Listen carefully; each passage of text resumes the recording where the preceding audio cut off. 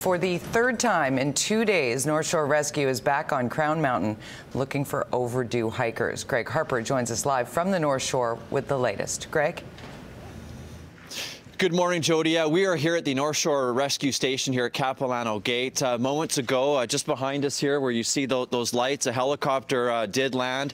Rescue volunteers got on the helicopter and they have now flown away from this area. It's behind us where Crown Mountain is, and that's where a rescue effort will take place here moments from now. There's two hikers, two young men. They're friends. They're 25 years of age. They went on a hike yesterday. They told their wives if they weren't back by 8 o'clock last night to call police, and that is exactly what has happened. And this has been a very busy weekend for North Shore Rescue volunteers. This is the third rescue effort in as many days. On Saturday, a man fell several meters, landing between a tree and a rock ledge. He injured his arm and had to be airlifted out.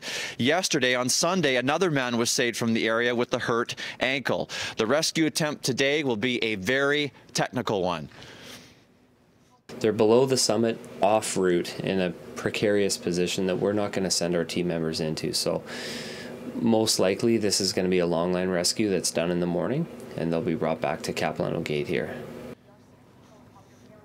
Now, the good news here, rescue volunteers know exactly where the two hikers are. They have spoken to them. They just couldn't get to them. It's believed they are not injured, but they will be extremely cold. We'll keep you updated. Jody? No kidding. One of the coldest nights in a long time. Thanks so much. Greg Harper reporting live from the North Shore this morning. BC's police watchdog is looking into the actions of Burnaby RCMP during a chaotic series of events yesterday morning. Two officers were on routine patrol around 2:45 a.m. They came across a robbery in progress at 7-Eleven at Canada Way in Edmonds. Two suspects hopped into a vehicle, which then rammed an RCMP cruiser. Police responded by opening fire, hitting one of the men. The robbery suspects got only 2 blocks before crashing into a home on Rosewood. You can appreciate these are early days. The RCMP have done a great job of securing both scenes for us. We have investigators here at Canada Way at Edmonds. We have them at the secondary location, and we have investigators at the detachment as well as at the hospital. Both suspects were taken into custody. The one nursing gunshot wounds is expected to be okay. Meanwhile, RCMP are looking for the driver responsible for a trail of destruction in Surrey. It happened just after midnight yesterday at Scott Road and 88th Avenue. A stolen pickup truck slammed into one car, crossed the median, and hit 2 other vehicles. The man suspected of driving the truck got out and ran away, and while a woman was arrested at the scene, several people in the other vehicles were injured, though not seriously. Los Angeles police have shot and killed a homeless man during some sort of altercation in central LA. The incident has been caught on tape. Now, a warning for you. You may find the content of this video disturbing. These graphic pictures show a violent struggle between a man and several officers. The police commander says the man was suspected in a nearby robbery and started fighting with police.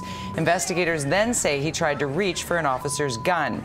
Witnesses report the man had been homeless and was struggling with a mental illness. More turmoil in Russia. People of that country have taken to the streets to honor an outspoken government critic. Tens of thousands marched in Moscow for activist Boris Nemtsov. Many laid flowers on the bridge where he was gunned down Friday near Red Square.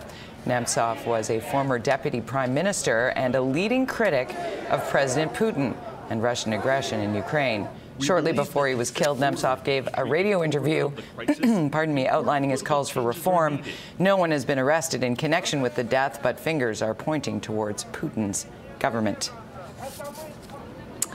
Here in Vancouver, the Russian community is also reacting to those events in Moscow.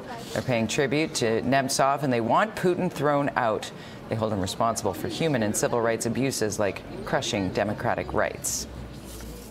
I hope that the truth will spread. We are currently fighters in an informational war.